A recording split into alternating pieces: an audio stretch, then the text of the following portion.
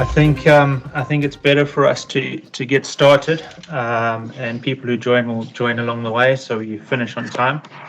Um, Good afternoon, everyone. For everyone who doesn't know me, my name's Justin Jackson. I'm the business head of Safintra South Africa. On behalf of Safintra, I want to welcome everyone for joining us this afternoon. At Safintra, we focused on developing solutions to build back the new version of our business post-COVID 2019. Therefore, we've created this webinar in support of everyone that has a vested interest in our building or industry. And we recognize the difficult times going forward, and we'd like to empower our customers and associates with ideas and solutions to help their businesses going forward. Today, there's a carefully selected panel of experts that are going to be sharing with us their professional views from a human capital perspective around businesses during and after COVID 2019. I'm going to hand over to Rainer Strassner, who's going to be hosting this webinar. Rainer is a founding director of Strassner and Associates and a seasoned business consultant specializing in turnaround strategies. Rainer will introduce the team and the rest of the panel to you. There's some very, very interesting content around this webinar. I heard a lot of it yesterday.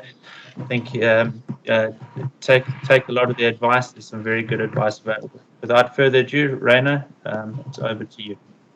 Thanks, Justin.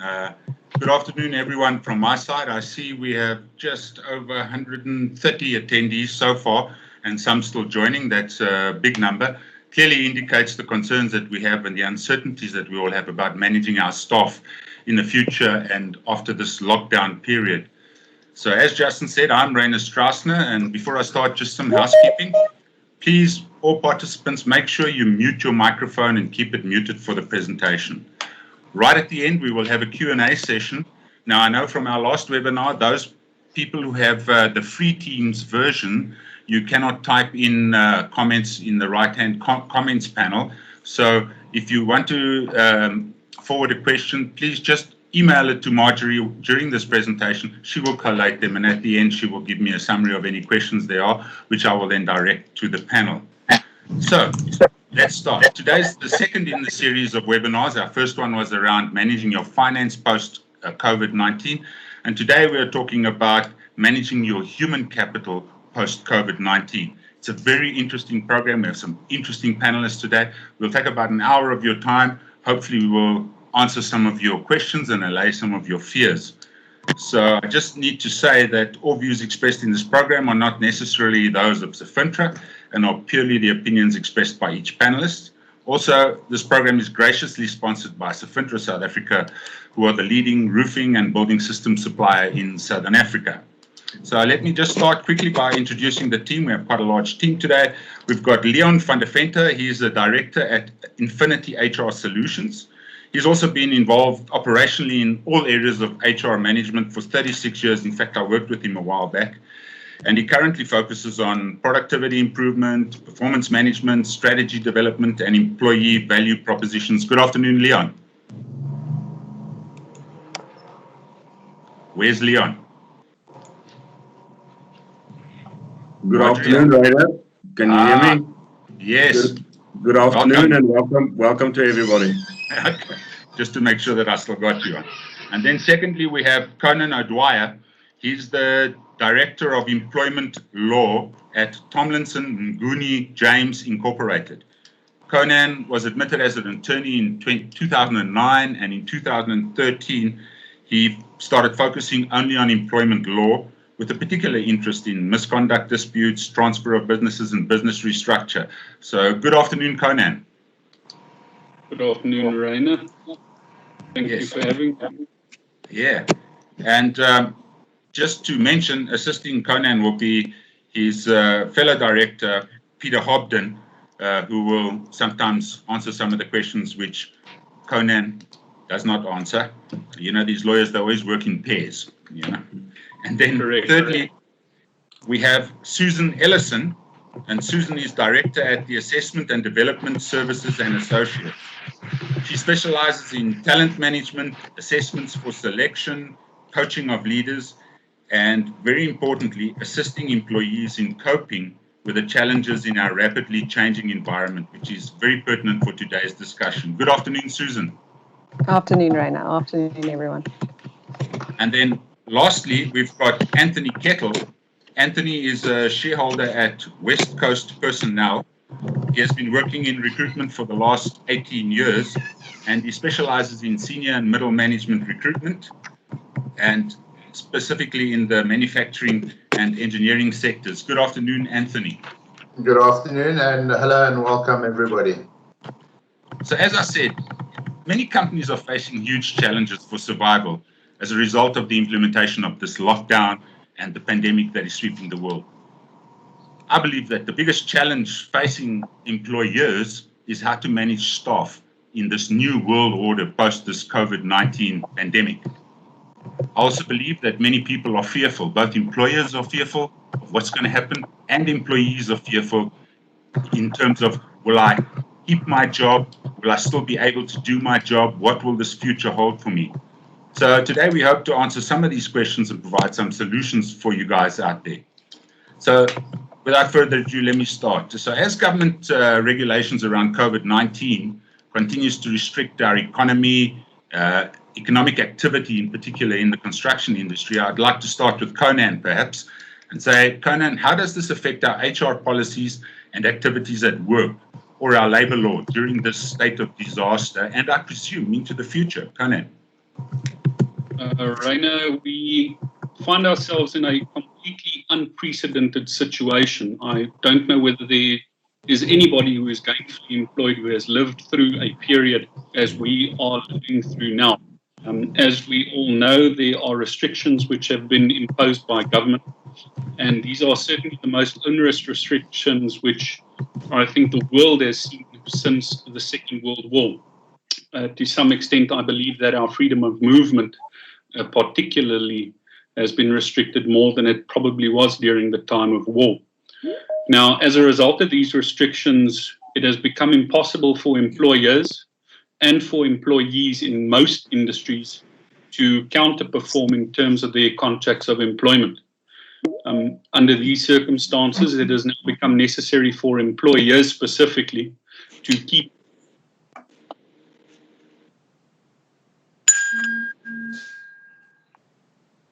Conan? You seem to have lost Conan.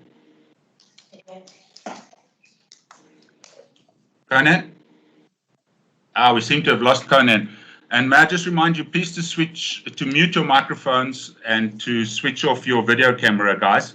I can see some participants on my video screen. So perhaps let's just go to Leon then. Leon, from an operational point of view, how do you think this post-COVID is going to affect our HR policies that we have at work? Yeah, thank you, Rainer. Look, I don't think that we will return to the same old working ways of previously. HR policies will have to be reviewed in line with the now newly developed work practices, and employees are now have a benchmark that they can evaluate their working arrangements to. Previously, everybody was in an office. That was the standard way, and now we see that things can work differently.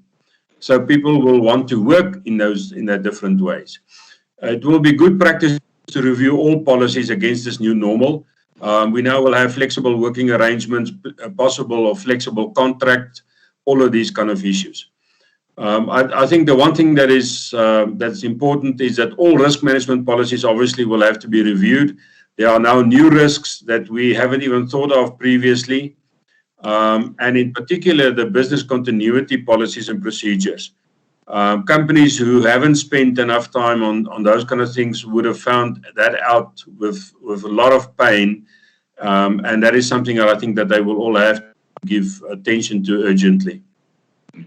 Yeah, I agree with that statement. And before we continue, I just want to see, have I got Conan on the line? Conan? I'm back, sorry. Are you back? Perhaps there was a drop in my question there. Yeah, we lost you halfway through. So perhaps you can, I'll just rephrase the question. How will this post-COVID environment affect our labor law during the state of disaster? Perhaps you can just come in on that. I think where I got disconnected is where I said that employers now need to be creative in keeping their employees gainfully employed. In certain industries, this is entirely possible, and then in others, it is simply not. And I think the manufacturing environment is one of those where it is becoming virtually impossible for factories to keep running at reasonable levels. I mean, anybody who is in manufacturing knows that there's a minimum amount of people who you need on the floor in order to produce that which a company may produce. The ordinary rights of South Africans, as I've said previously, is now significantly hampered. And this is due to the fact that we can't work as we want to, and we can't have our employees work as we would want them to under ordinary circumstances. The last point on this introductory question is that dispute resolution in terms of employment relations has now also been hamstrung. People don't have access to the CCMA.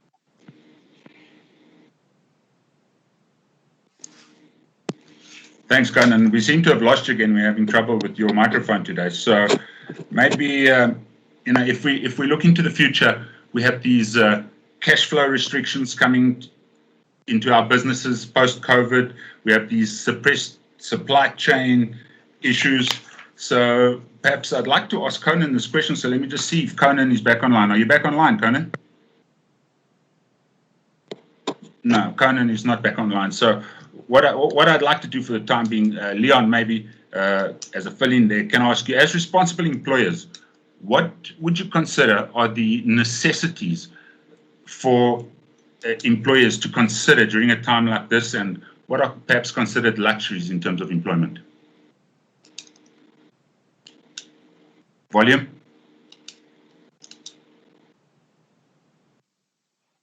Thank you. Can you hear me? Yeah, we can hear you now. Thank you, Rainer. I think as an absolute minimum, what is required is that employers will have to have a look at pension funds and at medical aids. We all have contractual and statutory benefits, and we need to have a look at to keep those in place if we can. It will be quite difficult for people to start losing their medical aids and not have death benefits and these kind of things in circumstances like this. We also can consider not paying a benefit as a way to minimize possible retrenchments or to avoid retrenchments as an absolute necessity. But that obviously have to be negotiated with the unions as that is contractual benefits. Further, we must remember that access to technology for the employees and the availability of high-speed data services will now become quite important. The first thing I've heard with people is my data is up. So how can I work and how can I do this? So I think it's going to come back to the companies in terms of what is required for employees to operate from home, those that can operate from home. And then obviously company networks will also be under pressure because you're now going to have a lot of devices contacting networks from the outside. So all of those kind of issues needs to be taken into account. But I think as an absolute minimum, if companies want to be responsible, pension contributions, medical aid contributions, UIF contributions, those kind of things that has a direct impact on the lives of the employees. You can argue about the petrol allowance, and you can argue about something else. But if you can keep those kind of things in place, I think you will definitely be seen as responsible. Yeah. In fact, if a company is cash strapped, I think to avoid retrenchments, you might want to negotiate with your staff to stop paying some of the benefits permanently or at least temporarily, if not so. So, Anthony, perhaps if I can bring you in here as a recruitment specialist, how will employment change post-COVID-19 or as a result of COVID-19? Anthony? It's a difficult question, as it's not just the COVID-19 that's going to change work as we know it in South Africa. But we've also been downgraded to junk status and entering into a full-blown recession. People who are fully remote or have learned to work remote, they're looking for foreign work at the moment. So they're looking at euro and dollar gigs. Estate agents are marketing properties to Europeans. Graphic designers are looking for dollar or euro work abroad. And, like companies like digital marketing who have always worked, worldwide because of their they've been able to work remotely are out there looking for foreign gigs. There's also many South African companies moving IP abroad because of us being taxed to death here in South Africa, and also them wanting to earn strong currency. So they'll, some will keep their offices in South Africa but move IP abroad and look at opening up in places like Ireland. In the building and construction industry, we'll be looking at new hygiene and safety protocols, which will include training, enforcement. Some of these protocols may include remote work for those who can work remotely. Construction projects are also going to be delayed or even perhaps cancelled as a result of the impacts of COVID-19. And industry will definitely be looking for a more flexible workforce. But obviously the bargaining councils and unions are not going to relax policy pertaining to making contract law easier for the employer. So I think it's going to be an interesting negotiation between industry, bargaining councils and unions.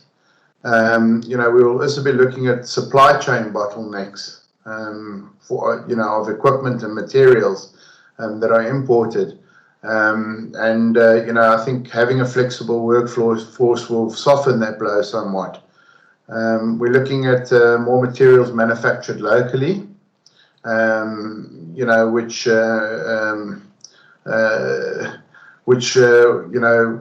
because import materials are going to become quite expensive with exchange rates, and also because of the bottlenecks that will be happening. And because of this, we're going to be looking at people in the imports logistics shipping function within the companies being outsourced. I think a lean methodology approach to any kind of building or manufacturing process would be a sensible approach at this stage. But I'm not sure that our labour laws will make allowance for this. While the world moves towards contractors or consultants in certain trades instead of permanent employees, our unions and government are pushing for more rigid structures. So it's no secret that they're pushing for the total outlaw of contract work and temp workers. On the other side, having a large contract workforce obviously means little protection under labour laws, particularly for things like statutory payments like pension and medical for those contract workers. What's going to happen as well if we're looking at contracting instead of permanent, you're going to get the flexibility which is needed. But what you might look at is higher rates because risk is going to be linked to the price.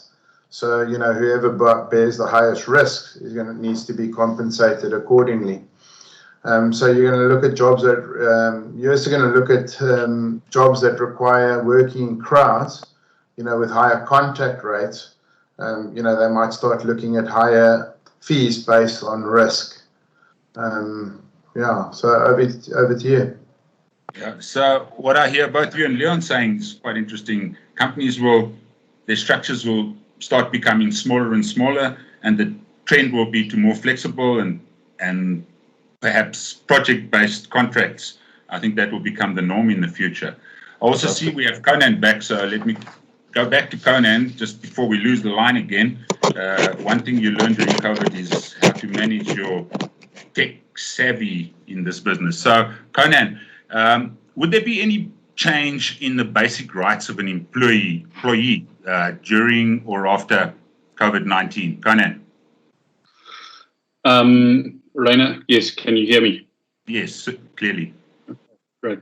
The ordinary basic rights as they are set out in the Constitution and in the labour legislation will still exist. We must, however, bear in mind that ordinary things such as your security of income has been adversely affected. Employers need to ensure that they treat their staff fairly under the current circumstances. And as I said initially, we are dealing with an unprecedented situation. But insofar as is reasonably possible, be sure to treat your staff fairly.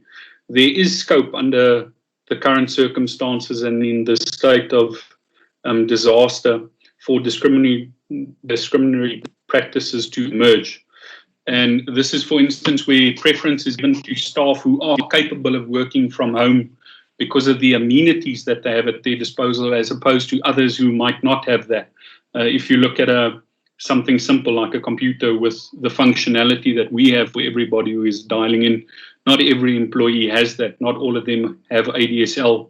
And then again, even if you do, it might fail you in the middle of a webinar. Management simply needs to be careful here. They need to keep an eye on it, treat everybody fairly.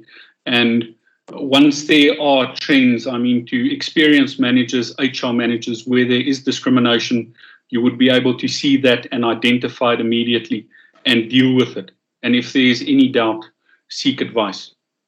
Yeah. And there's two questions that keep coming up when I talk to people during this lockdown. First one is, what happens to a member of staff if he objects to his environment at work? Right. We now see that regulations are rolling out in respect of what is required of employers in the workplace in order to safeguard their employees. This is not only within workplaces itself, but all of the places where you'd go and have contact with other people. Where employees object, they need to be very, very sure that there are shortcomings on the part of their employer. If there is a patent shortcoming, then the complaint is going to be legitimate. But where employers go about taking every reasonable step in order to ensure that their employees are safe and they complain, we have already seen unions and employees going to Labour Court about this, and who have gotten the short end of the stick there, because the court is satisfied when an employer does everything that is reasonable, that there simply is nothing more for them to do. So that's the gist of it. If they are unhappy, they must grieve.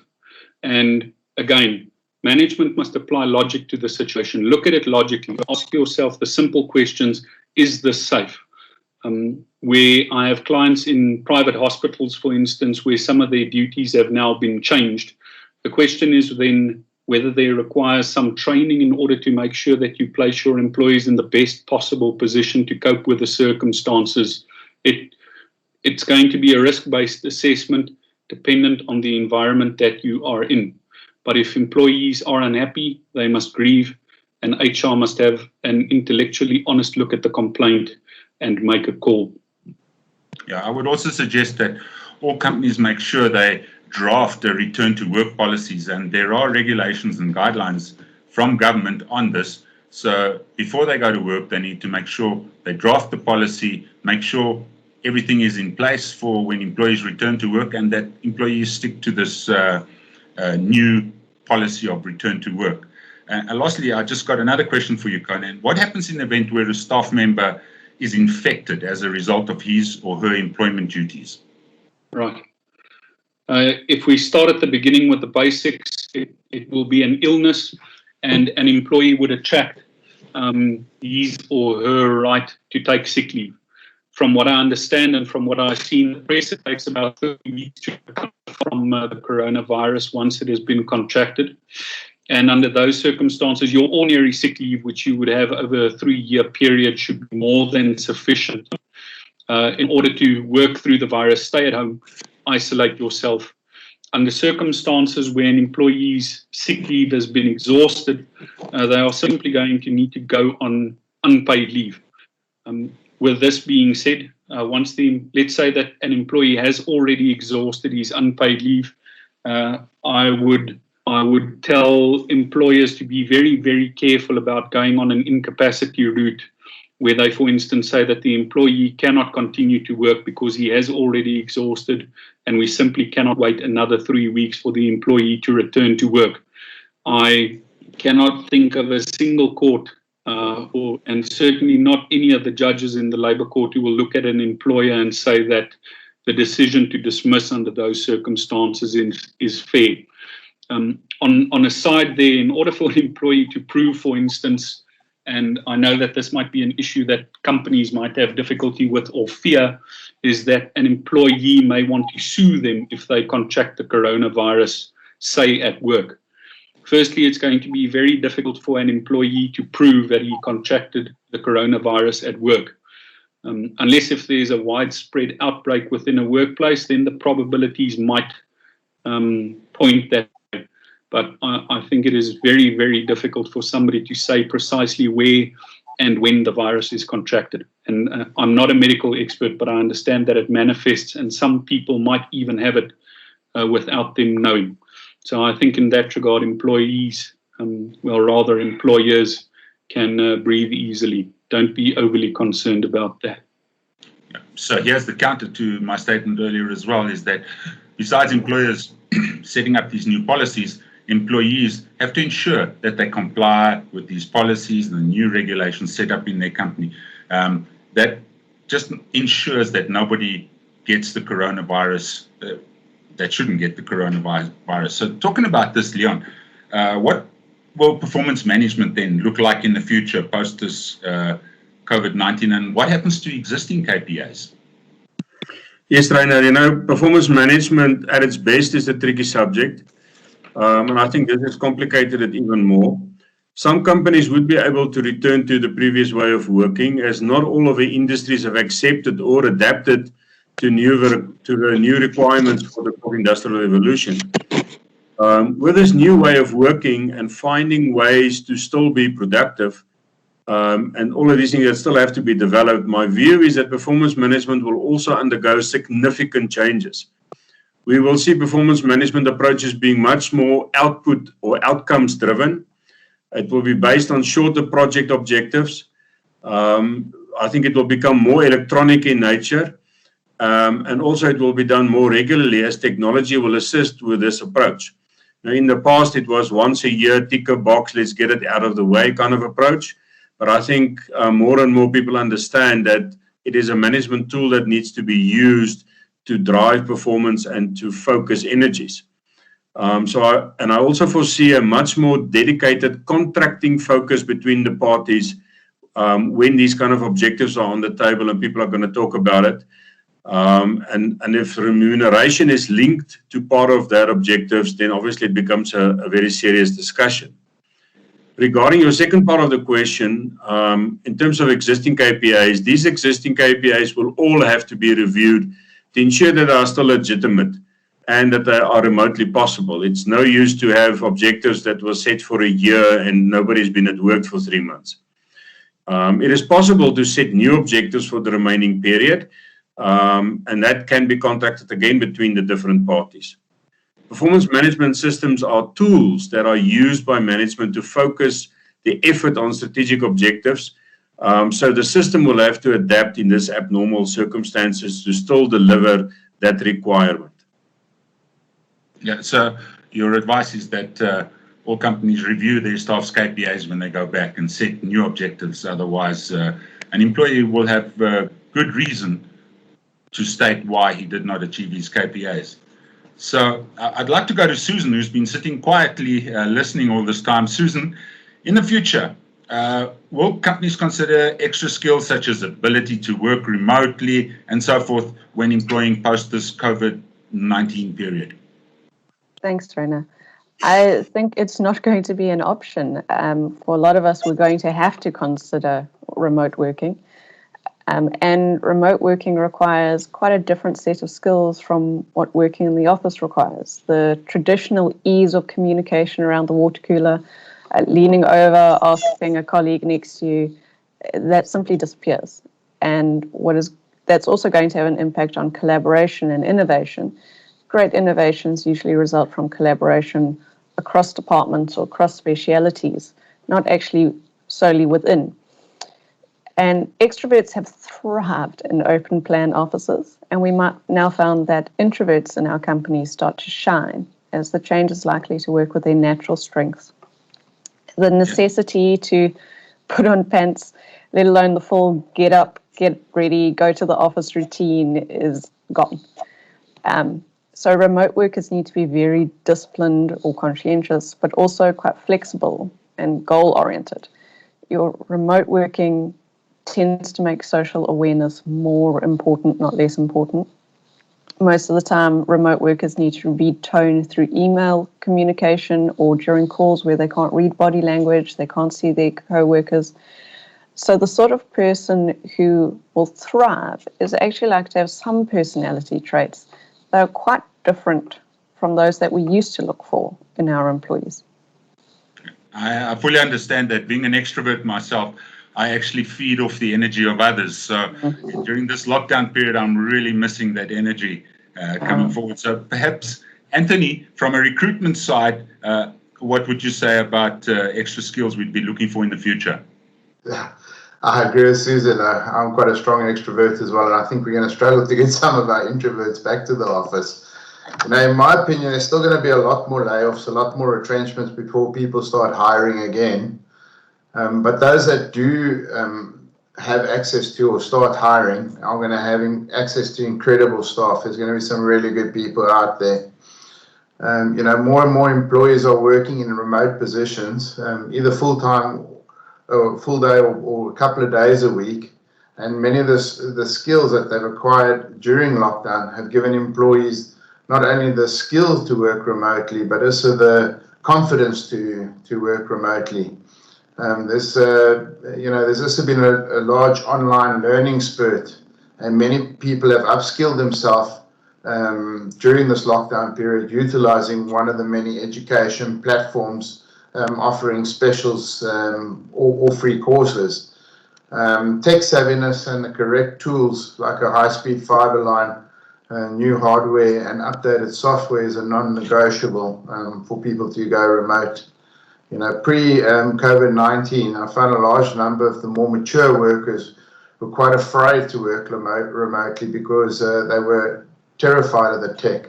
Having to adapt or die, this has forced a lot of the more mature workforce out of their comfort zone, and you're going to have access to a lot more experienced people out there. When hiring people who work remotely, we look for skills like discipline, which you're going to need to maintain productivity. So we're looking for goal-orientated people who can set and manage and achieve goals by themselves. We're also looking for strong troubleshooting capabilities. Without the support of your office or admin support or tech support, you're going to have to be able to figure things out yourself. I find one of the biggest adjustments for some is to maintain a good work-life balance when you're working from the office, because when you work from home, you never really stop working. So you need to set boundaries, and time management is a skill we're going to be looking for. Good communication skills are a big one, because you're going to be working online or telephonically, and communication skills are a must. And although construction is always going to need or require on-site personnel or presence to actively build and lead teams, it's becoming more apparent that some of the day-to-day tasks are not needed to be completed in person. So technology is going to be used there to bridge the gap between on-site and off-site staff and workers. Yeah, in fact, I can concur with a lot of what you said. Tech savviness will become a very important skill. I think my tech savviness has doubled in this lockdown period. And also discipline. Working from home, I think, requires a huge amount of discipline. So, Susan, perhaps let's go back to you.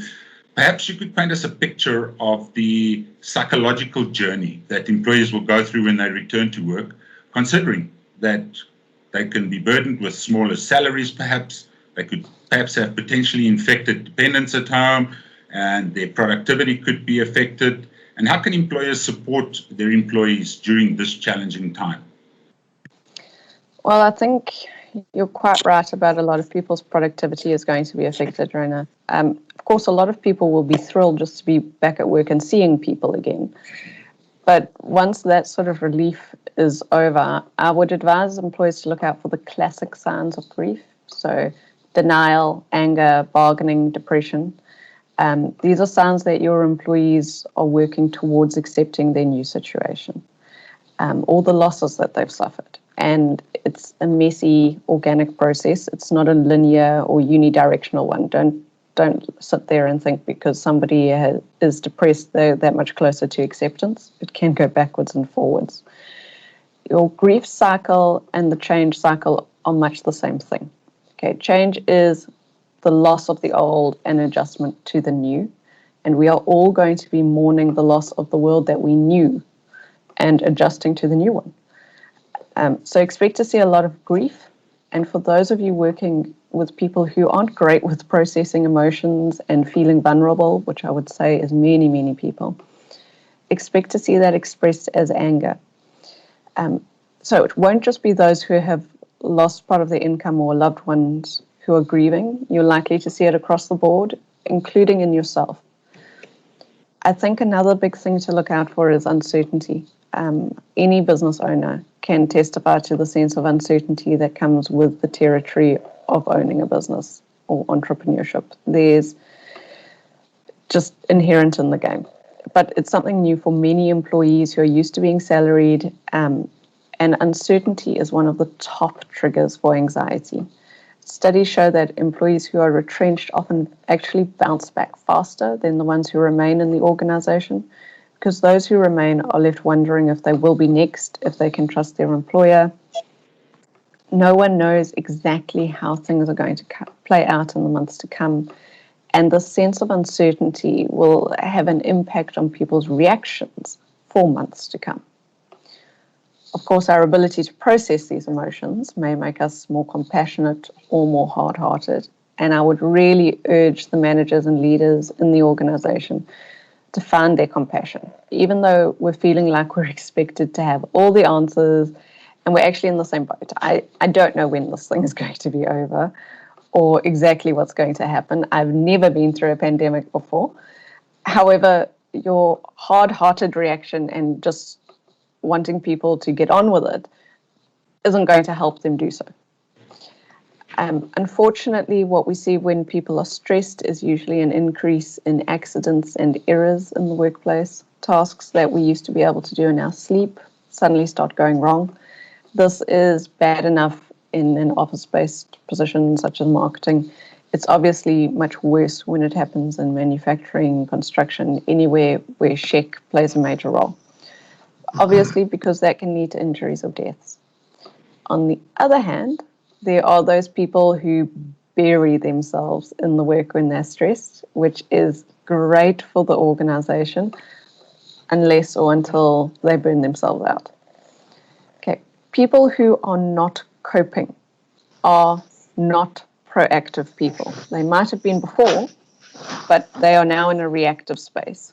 They're working from their primitive brain, not their frontal lobes, which is where our logical, analytical thought happens. And this makes planning, decision-making, and reasoning much more difficult on a very physiological level. So the short answer is expect to see people being more emotional, some working longer hours or much harder, trying to gain a sense of control of the uncontrollable. Expect to see more conflict in the workplace and possibly less tolerance for diversity. Okay? And you are going to see people making mistakes and misjudgments. Supporting your employees in that process, for those who are in crisis mode, okay, if they've lost a loved one, for example, if you can see that they are absolutely not coping, we have great wellness programs out there. There are also free resources in South Africa. There's SADAG and Lifeline. These organizations have good reputations with good counselors, which helps to provide the support to people who need it. But in general, with your employees, try and be patient with those who are under pressure and provide clarity where you can. Listen to people and empathize. You might not be able to change the situation. There's a lot that's out of our control. But these are your people, and being able to express their emotions and feeling heard helps them to work through the emotions and get themselves closer to a place where they're coping again. Of course, this also means that you have to manage your own emotions and making sure that you're working through your own feelings around the situation and not just reacting with your own frustration or impatience. So I believe actually what you're saying also is that this becomes a very important skill for all managers to have, is to firstly understand the emotional cycle of change which the employee is going through, firstly to manage his own emotional cycle of change, and then secondly to identify and to know what to do and to help his employees through their cycle of change so that they can get out to the acceptance side on the other side. I have a strong feeling about this, and as a result of this webinar, I'll be putting on my website, on my blog, I'll be putting a training program for managers to go through to how to identify which stage of this change cycle, denial, anger, bargaining, depression, and acceptance a person is at, and then how do you manage this going forward? Because I believe that's a skill that's going to be very important post this COVID-19. So finally, maybe I just want to go back to Conan and ask Conan, maybe you can just give us a summary of the legal stuff that you spoke about on HR policies and so on and so forth. Thanks, Rainer. I think the main thing is to ensure that you treat your staff insofar as you reasonably can fairly. Just be sensitive to them, and I think the inputs of the other panelists informs this as well. Take a look at your staff, look at where they are at, and then manage them accordingly. Communicate with your staff clearly on absolutely everything that you do now. This is uncharted territory for everybody. And as Susan has said, people are going to make mistakes, and everybody is busy making mistakes, and they shall continue to make mistakes. But just be honest. Be honest with yourself, be intellectually honest, and where possible, just take a step back. Take a step back and ask yourself, what am I requiring of my employees? Is this reasonable? Is this fair? And at the end of the day, it's one thing to look at what you are busy doing in your own organization because you are aware of the culture. In the event that there is a dispute after the fact, it is going to come before somebody who does not know what the culture is, what the workplace looks like. That's the thing. Whatever you do, make sure that a third party standing on the outside looking in says what Rainer has done here is correct. It might not have been perfect, but under the circumstances, what he has done is correct. In fact, what I hear you saying is something an ex-boss of mine always used to say to me. You have to put on the shoes of your employee to understand. You know, you walk a mile in his shoes. So when you do something, you ask yourself, is that what I'd like people to do unto me? So it's the old phrase of do unto others as you'd like to have done unto you.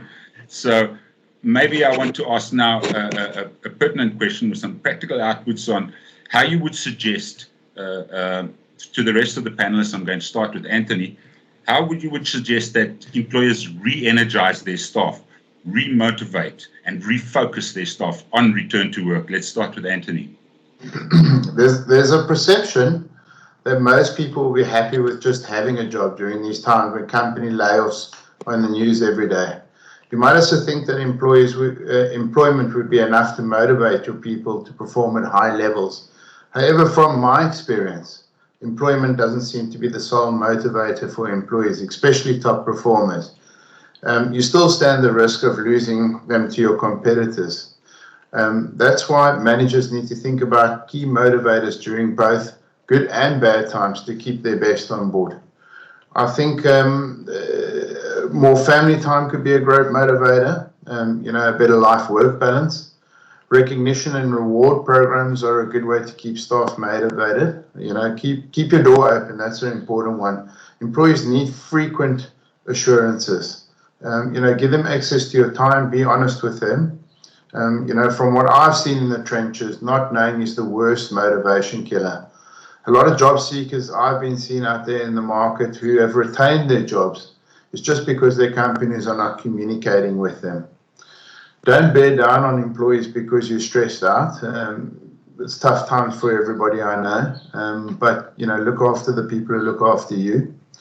Ordering around employees like a drill sergeant is going to be counterproductive. Offer them direction whilst allowing employees to come to their own processes. Make companies, my company and many companies sponsor community service days that are walks on the beach, stuff like that, a bit of team building it's not going to cost the company anything, but, it's great. Invest in training, get speakers into the business, bring external motivators to address your people and reinforce those key messages made by the speakers.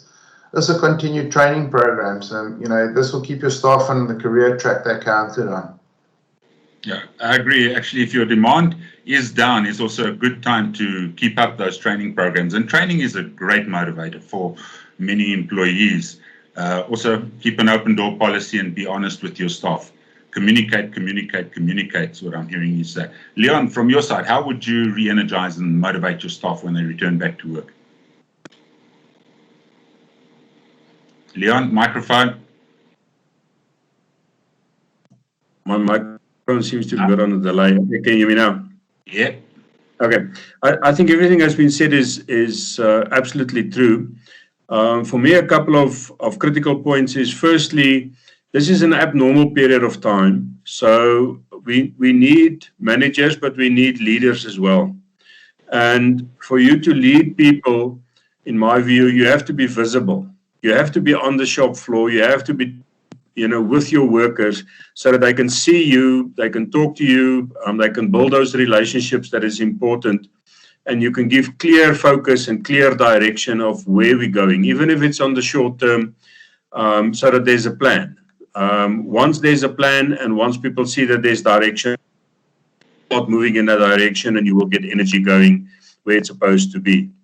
I think secondly, as was mentioned earlier, be empathetic and understand the situation that some of your staff is going to be in. Some of them might have returned to work, but some of the spouses might have lost jobs, and that would create financial strain on a lot of employees. They might have lost employees or members of their families. And then I think thirdly, with some of the staff working remotely and some of your staff returning to work, try and find ways of building the relationship still between the staff. We've heard somebody mentioned about walking on the beach and doing those kind of things. Look for ways, small ways, to involve all your employees, even though they might not be at work yet, so that when they come back, the reintegration will be much easier. Thanks. I think some sage advice. Susan, from your side, how would you re-energize your staff coming back? I think that Anthony spoke a lot about the same thoughts I had. The communication has to happen here, and it has to happen quickly and clearly without becoming a drill sergeant. If you don't communicate with your staff, the grapevine will, and it probably isn't going to communicate the same content that you would want out there. You're trying to provide a sense of certainty, even if it's the situation that things are not great. But then let me know what the plan is, or that you're at least working on a plan. The uncertainty really does sap focus. I think this whole social distancing thing has really brought to our attention that we are not lone wolves. We're pack animals by nature. We need that sense of connection and community. So make your team or your organization that community. Be clear about what you value as an organization so that people can identify with and be proud of being part of the organization. Be clear about your vision for the future, even if the whole path isn't clear, even if your vision for the future is the vision for next month. But give people something that they can rally around. And I don't say this flippantly. Okay, because we've seen across the world how people create in-groups and out-groups very strongly when we're under threat. Okay, the world was already becoming more insular, and we've seen it become even more so during this time. So don't leave your employees to silo and draw their own lines of division. You really need to create a shared sense of purpose and meaning for them. It really is also important to give employees the opportunity to talk about how they're feeling and adapting and listen to them. We say we go to work for the money, and we do, but what actually motivates us to do more than the absolute bare minimum are actually our emotions. If our emotional needs are ignored and pushed down, then we see it in our behaviors, our reactions, our demotivation, even in our health. And crisis situations have taken away a sense of control and freedom in our lives. So it's very helpful to feel that our voices are heard and that we have this connection with others. 80% of a team's emotional climate is determined by how the leader makes them feel. If they're confident, it's not because you're good at the technical side of your job. It's because you've communicated confidence in your abilities and their abilities to cope with what they are facing. In fact, part of what you said earlier, I'd like to repeat a phrase I heard mentioned on some webinar, is that we're moving from the me economy to the we economy, where everything's not anymore around me and myself. What I also hear all of you saying is that communication becomes important. Let's communicate with our staff when we return back to work. Let's make sure that communication is open, honest. And what Conan said is treat your employees fairly, make sure whatever you do is fair, so that you don't land in a heap of trouble, and find some creative ways to keep our staff motivated. So any of you people who would like to ask questions, you're welcome to type them in on the question panel on the side, and I will, as they come up, direct them to any of our panelists. I have not received from Marjorie any questions yet, so on the email side. So let's just have a look if there's any of you who have any questions for us to ask, besides the sorry I'm late. Okay, we had such a brilliant panel, panelists here, that everyone is completely either stunned or completely satisfied. So what remains for me to say is, firstly, to say thanks to the panelists. I think it was some really, really good insights we got today. And it was really insightful. And thank you very much for your contributions. And I think some of our anxiety and unsureness may go away as a result of this webinar. I truly hope so. And then also it just remains for me to tell everybody that this webinar will be posted on the Safintra website within the next 2 or 3 days. It will also be posted on my website, rsander.co.za. And if you have any burning issues, you're welcome to mail Marjorie, who invited you to this webinar, and she will forward your questions to any of the relevant panelists. And then finally, I'd just like to say thank you, stay safe, and remember, keep your staff motivated. This will be the key to your success in the future. And lastly, buy local. Cheers, everybody. Thank you. Bye-bye. Sure. Thanks. Bye.